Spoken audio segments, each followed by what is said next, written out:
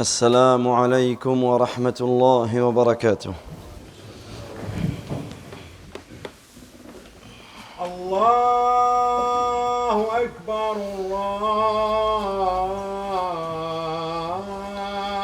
الله أكبر. الله. أشهد أن لا إله إلا الله.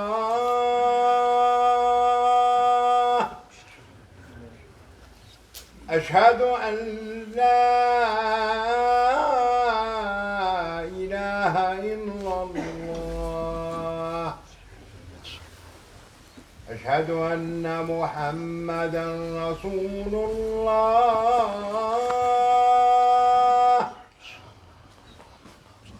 أشهد أن محمدًا رسول الله.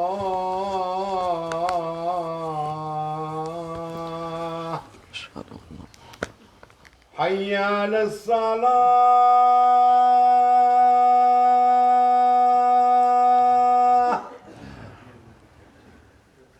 حي على الصلاة.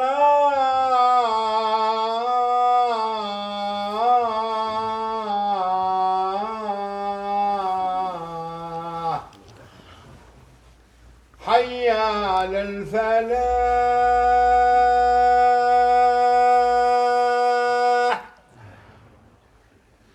حي على الفلاح.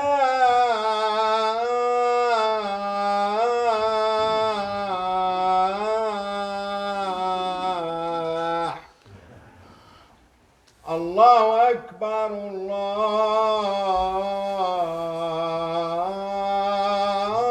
الله أكبر. لا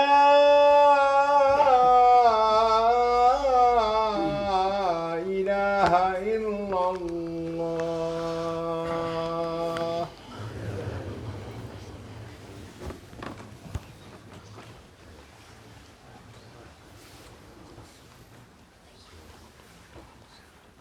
إن الحمد لله نحمده ونستعينه ونستغفره ونعوذ بالله من شرور أنفسنا ومن سيئات أعمالنا.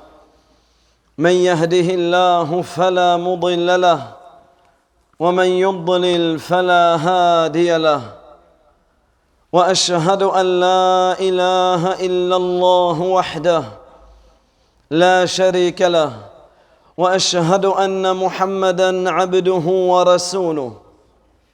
يا أيها الذين آمنوا اتقوا الله حق تقاته ولا تموتن إلا وأنتم مسلمون.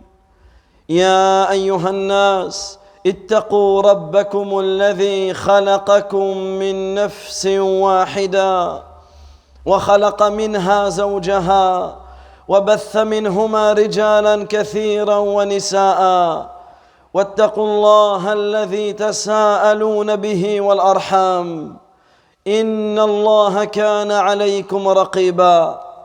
يا أيها الذين آمنوا اتقوا الله وقولوا قولا سديدا يصلح لكم أعمالكم ويغفر لكم ذنوبكم، ومن يطع الله ورسوله فقد فاز فوزا عظيما. أما بعد، فإن أصدق الحديث كتاب الله، وخير الهدي هدي محمد صلى الله عليه وسلم، وشر الأمور محدثاتها، وكل محدثة بدعة، وكل بدعة ضلالة، وكل ضلالة في النار. ثم أما بعد، أيها المسلمون عباد الله، إن أشد الفتن وأعظمها والتي الناس كلهم منها على خطر فتنة الدجال، وهو شر غائب ينتظر. ما بعث الله من نبي إلا وأنذر قومه من فتنة الدجال. بل قال نبينا عليه الصلاة والسلام كما في صحيح مسلم مبينا عظم خطورة فتنة الدجال: ما بين خلق آدم إلى قيام الساعة أمر أكبر من الدجال فهي أكبر الفتن وأعظمها وينبغي على كل مسلم أن يكون منها على حذر. Chers serviteurs d'Allah tabaraka wa ta'ala, après vous avoir recommandé la crainte d'Allah Azza wa Jal, sachez que nous allons évoquer aujourd'hui la plus grande épreuve, l'épreuve la plus redoutable, la plus intense, la plus difficile et la plus dangereuse pour les gens, qui est l'épreuve du Dajjal. L'épreuve du Dajjal est un mal qui est attendu. Allah tabaraka wa ta'ala n'a pas envoyé un prophète sans qu'il n'ait averti sa communauté sur l'épreuve du Dajjal. Chers serviteurs d'Allah Azza wa Jal, le Dajjal, l'imposteur, le faux messie, l'antéchrist, qui est un imposteur, un menteur, qui va apparaître à la fin des temps. Il va égarer beaucoup de gens, il va mentir aux gens, il va prétendre qu'il est un prophète, et ensuite il va prétendre qu'il est le Seigneur également. Et voilà pourquoi il est important pour le musulman de rester sur ses gardes, de prendre conscience de cela, de se rappeler de cela. Parce qu'en réalité, le prophète sallallahu alayhi wa sallam nous a avertis. Il a averti sa communauté, comme tous les prophètes ont averti leur communauté, contre la dangerosité de cette épreuve, contre la dangerosité de cette fitna. Et parmi les paroles du prophète alayhi salatu wa salam, où il dit: depuis la création de Adam jusqu'au jour de la résurrection. Imaginez, depuis la création de Adam jusqu'au jour de la résurrection, il n'y a pas un événement plus important que la venue du Dajjal. Et dans une version, il n'y a pas une fitna, un trouble plus important que celui du Dajjal. أيها العباد, وفي هذه الخطبة أو وفي هذه الوقفة بيان لأمور عظيمات منجيات من فتنة الدجال، جدير بكل مسلم، جدير بكل واحد منا أن يفقهها وأن يعيها لتكون نجاة له بإذن الله. أيها العباد، ومن أعظم هذه المنجيات كثرة الاستعاذة من فتنته، فقد كان نبينا عليه الصلاة والسلام يكثر من الاستعاذة منه ويأمر بذلك. وأعظم ما تكون هذه الاستعاذة في أدبار الصلوات فرضها ونفلها. روى مسلم في صحيحه أن النبي صلى الله عليه وسلم قال: إذا تشهد أحدكم فليستعذ بالله من أربع، يقول: اللهم إني أعوذ بك من عذاب جهنم ومن عذاب القبر ومن فتنة المحيا والممات ومن شر فتنة المسيح الدجال. ومن أهل العلم من يرى وجوب هذا التعوذ.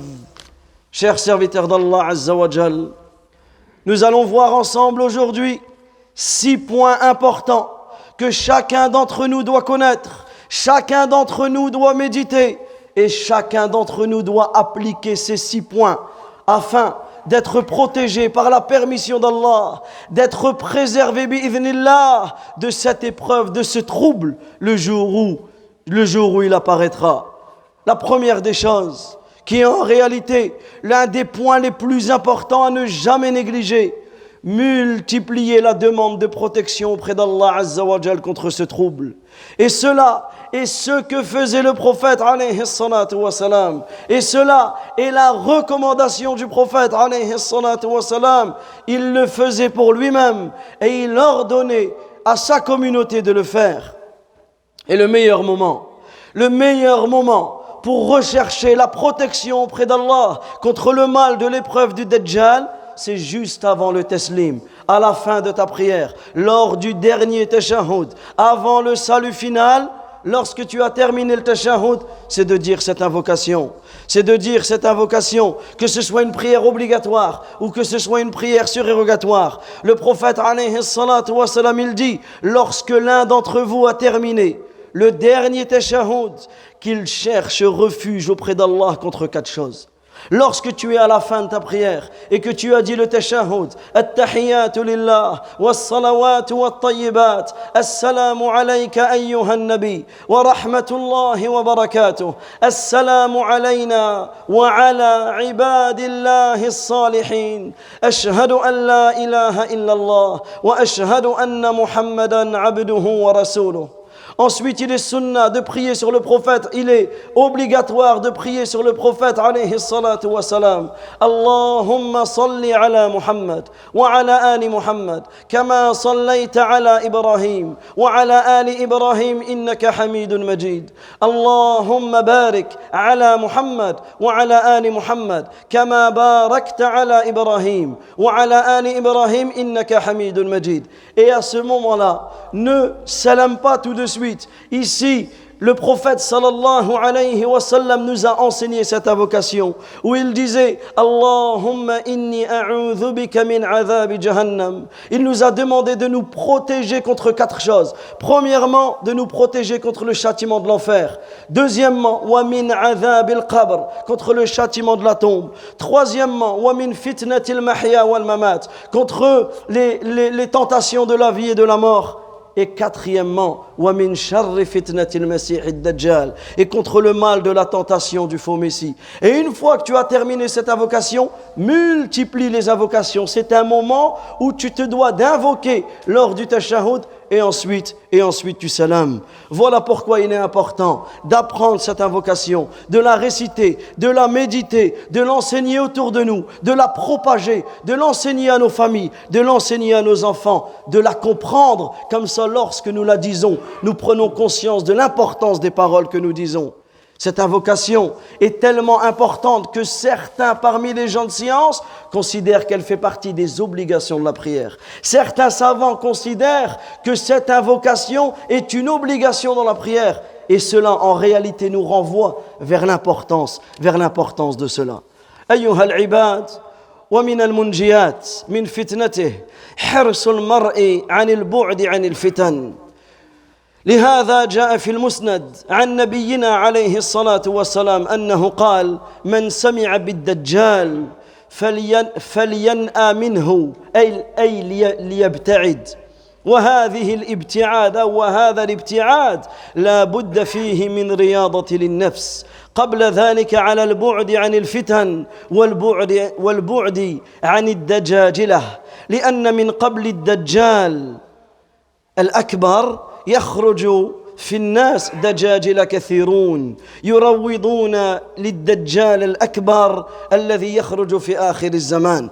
ولهذا قال النبي عليه الصلاة والسلام سيكون في أمتي دجالون كذابون أعاذنا الله وإياهم أعاذنا الله وإياكم. Également, parmi les merveilleux moyens afin de s'écarter, d'être préservé contre les fitan, contre les troubles du Dajjal, c'est le fait que dès maintenant, tu t'écartes des fitan, tu t'écartes des troubles et de toutes les causes de ces troubles. C'est pour cela que le prophète alayhi salatu wa salam, il dit quiconque entend parler du Dajjal, qu'il s'écarte de lui, qu'il s'éloigne de lui. C'est-à-dire le jour où tu apprends que le Dajjal est dans telle contrée, tu te dois de t'écarter. Mais pour réussir à s'en éloigner, il faut s'habituer, il faut s'entraîner dès maintenant, dès à présent. Il faut habituer ta personne à t'écarter des troubles, à t'écarter des fauteurs de troubles. Ne sois pas comme celui qui, dès qu'il y a une fitna, il plonge dedans. Dès qu'il y a un problème, il est dedans. Dès qu'il y a une histoire, il est dedans. Il aime, il sait qu'il y a un problème, il va aller voir. Il va aller mettre son nez dans ces histoires-là. Non, écarte-toi des troubles, écarte-toi des fitnes. Habitue-toi dès maintenant, lorsqu'il y a une fitna, à t'en écarter, à ne pas t'intéresser. Et par cela, bi'idhnillah, cela sera une cause pour toi, le jour où tu entendras que le Dajjal est dans telle contrée, à ne pas vouloir et être confronté et à réussir à t'en écarter. Et sachez, chers serviteurs d'Allah Azza wa Jal, qu'avant la venue du grand Dajjal, du grand imposteur, celui qui sortira à la fin des temps, sortira de cette communauté de nombreux imposteurs. Comme l'a dit le prophète, alayhi salatu wa salam, il dit, sortira de ma communauté des imposteurs, des djalloun, wa kadhaboun et des grands menteurs. Qu'Allah Azza wa Jal nous préserve de ces gens-là. أيها العباد ومن أعظم المنجيات من فتنته الحرص على تجديد الإيمان وتقويته لأن الإيمان عصمة من الفتن ونجاة لصاحبه ولهذا تأمل يا عبد الله ما جاء في صحيح مسلم عندما ذكر النبي صلى الله عليه وسلم مجيء الدجال إلى المدينة وأنه يجد على أنقابها ملائكة يحرسونها فلا يتمكن من دخولها قال عليه الصلاة والسلام فينزلوا أي الدجال بالسبخة يعني مكان قريب من المدينة فترجف المدينة 3 رجفات يخرج إليه منها أي من المدينة كل كافر ومنافق. Chers serviteurs d'Allah, tabaraka wa ta'ala, et parmi les grands moyens d'être préservé, d'être protégé contre les épreuves du Dajjal, c'est le fait de revivifier sa foi, c'est le fait de renforcer sa foi, c'est le fait de tout faire afin que ta foi monte, afin que ta foi est haute, afin que si tu le rencontres ce jour-là, tu es considéré parmi les croyants et tu obtiendras le salut ce jour-là contre toutes les tentations. Parce qu'en réalité, lorsque nous méditons sur ce qui a été cité dans l'authentique de Muslim, lorsque le prophète sallallahu alayhi wa sallam a évoqué l'arrivée du Dajjal à Médine, et lorsque le prophète alayhi salatu wa salam nous a informé que Médine est protégée, que Médine est préservée et qu'aux portes de Médine, il y aura des rangées d'anges qui protégeront la ville de Médine. Ils empêcheront le Dajjal d'y pénétrer. Qu'est-ce qu'il dit le prophète alayhi salatu wa salam? Alors il s'arrêtera à Sabakha, yani un endroit qui est proche de Médine. Il ne pourra pas entrer dans Médine. Puis Médine sera secouée 3 fois. La ville de Médine sera secouée, va trembler 3 fois. Et tout infidèle, tout hypocrite sortira de cette ville. Tout infidèle et tout hypocrite. Alors où seront les croyants? Où seront ceux qui ont la foi? Ils seront préservés ce jour-là. Ils seront en protection, en préservation contre le mal du Dajjal. Pourquoi? Parce que leur foi a été une cause de la protection contre lui. Et c'est pour cela que le prophète, alayhi salatu wa salam, lorsqu'il a décrit le Dajjal et qu'il a expliqué qu'entre ses 2 yeux, il y a 3 lettres, kafara, il est marqué infidèle, il est marqué mécréant entre ses 2 yeux. Qu'est-ce qu'il dit le prophète, alayhi salatu wa salam? Que tout croyant pourra le lire. Qu'il soit parmi les lecteurs ou qu'il sache lire ou qu'il ne sache pas lire, qu'il sache lire l'arabe ou qu'il ne sache pas lire, toute personne, tout croyant pourra lire ce qu'il est marqué entre ses 2 yeux. Par contre, automatiquement, celui qui ne croit pas, il ne pourra pas lire cela. Même si c'est un intellectuel, même si c'est quelqu'un d'intelligent qui sait lire, il ne pourra pas lire. Pourquoi? Parce que son cœur est aveuglé. Alors que le croyant, son cœur est illuminé par la lumière de la foi. أقول قولي هذا وأستغفر الله لي ولكم ولسائر المؤمنين من كل ذنب إنه ولي ذلك والقادر عليه فاستغفروه يغفر لكم إنه هو الغفور الرحيم.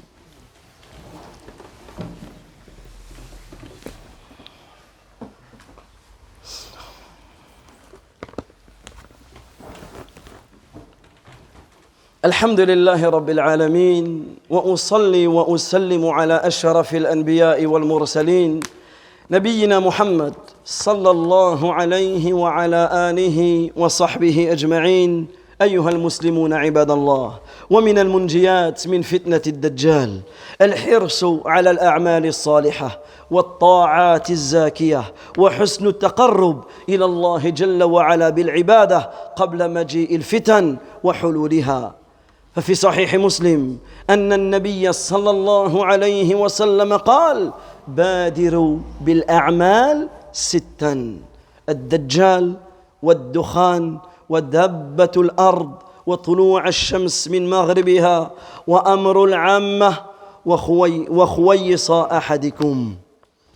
Chers serviteurs d'Allah tabaraka wa ta'ala, parmi les grands moyens qui peuvent nous qui seront la cause de nous préserver, de nous protéger contre toutes les tentations et plus spécifiquement contre la tentation du faux Messie, du Dajjal, c'est le fait de multiplier les bonnes actions. C'est le fait de faire des bons actes, des actes pieux, et cela avant l'arrivée des troubles. C'est pour cela que le prophète, alayhi salatu wa salam, il dit: précipitez-vous, hâtez-vous d'accomplir des bonnes actions avant l'apparition de 6 signes. Avant l'apparition de 6 signes, le Dajjal, la bête, la fumée, le soleil qui se lèvera à l'ouest, une grande agitation générale et la mort de l'un d'entre vous. Avant ces 6 signes précurseurs de la fin du monde, précipite-toi à faire des bonnes actions. N'attends pas ces jours-là, n'attends pas que cela arrive, mais dès maintenant, multiplie les bonnes actions, parce qu'en réalité, lorsque tu fais des bonnes actions, tu es en paix, tu es en sérénité, tu es en sécurité, tu es protégé, préservé. C'est pour cela que lorsque tu fais des bonnes actions en période de paix, tu seras protégé lorsque ce sera les périodes de trouble. Et c'est pour cela qu'un jour le prophète, alayhi salatu wa salam, il s'est réveillé en sursaut. Imaginez cette scène. Le prophète, alayhi salatu wa salam, qui se réveille en pleine nuit. Il se réveille en sursaut. Il s'est réveillé, il était totalement effrayé. Et qu'est-ce qu'il a dit? Il s'est réveillé, il a dit: Subhanallah, il fera descendre la nuit des trésors, et il fera descendre des trésors et des trésors. Et ensuite, qu'est-ce qu'il a dit? Lorsque le prophète, alayhi salatu wa salam, s'est rappelé, il s'est rappelé de ces moments-là, qu'est-ce qu'il a dit? Qui réveillera celle qui occupe ses chambres? Qu'est-ce que ça veut dire? Ça veut dire que le prophète, alayhi salatu wa salam, il s'est réveillé effrayé parce qu'il s'est souvenu de la tentation du Messie ad-Dajjal. Alors qu'est-ce qu'il a dit? Qu'est-ce qui va réveiller les femmes pour qu'elles prient la nuit? Parce qu'en réalité, à ce moment-là, celui qui, lorsqu'il est dans des périodes de sécurité, multiplie les bonnes actions, sera protégé lors de sa tentation. Mais celui qui est laxiste dans les bonnes actions, qui attend toujours la dernière minute pour faire les bonnes actions, qui est en réalité avare, il ne veut pas faire des bonnes actions, en réalité lui il sera propice pour lui wal'iyadhu billah de suivre le Dajjal lorsqu'il viendra avec cette imposture. Ayyuha al-ibad wa min al-umur al-munjiyat min fitnati ad-Dajjal an ya'rif al-mar sifatahu wa halahu في ضوء ما بين النبي صلى الله عليه وسلم وقد جاء عنه في هذا المعنى أحاديث منها قول النبي عليه الصلاة والسلام: ما بعث الله من نبي إلا أنذر قومه الأعور الكذاب إنه أعور وإن ربكم ليس بأعور مكتوب بين عينيه كافر. وقال عليه الصلاة والسلام: وإنكم لن ترون ربكم حتى تموتوا. أيها العباد، إن الدجال عندما يخرج في آخر الزمان يأتي وقد مكنه الله جل وعلا من أمور عظيمة وفتن كبار تغر كثير من الناس إلا من عصمه الله ووقاه.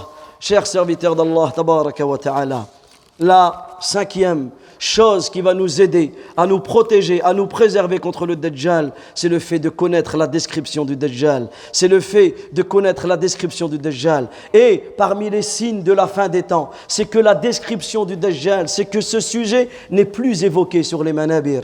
C'est que les imams dans les mosquées n'évoquent plus ce sujet. C'est pour cela qu'il est important pour les imams des mosquées d'évoquer ce sujet, d'évoquer le Dajjal en prenant exemple sur tous les prophètes, en prenant exemple sur l'ensemble des prophètes qui ont transmis cela à leur communauté. C'est le fait donc de connaître le Dajjal, et cela pas n'importe comment, pas connaître le Dajjal par des histoires, pas connaître le Dajjal par ceci ou par cela, non, connaître le Dajjal à la lumière de la sunna authentique, à la lumière de ce que nous a décrit le prophète alayhi salatu wa salam. Et dans de nombreux hadiths authentiques, le prophète alayhi salatu wa salam, il nous l'a décrit tel qu'il a dit: il est borgne et votre Seigneur n'est pas borgne. Entre ses yeux, dans une autre parole, entre ses yeux, il est écrit kafir, infidèle. Également, il dit, le prophète alayhi salatu wa salam: sachez que vous ne verrez pas votre Seigneur avant votre mort. Ça veut dire que s'il vient, il prétend être ton Seigneur, tu sais que tu ne pourras pas voir Allah azza wa jal avant ta mort.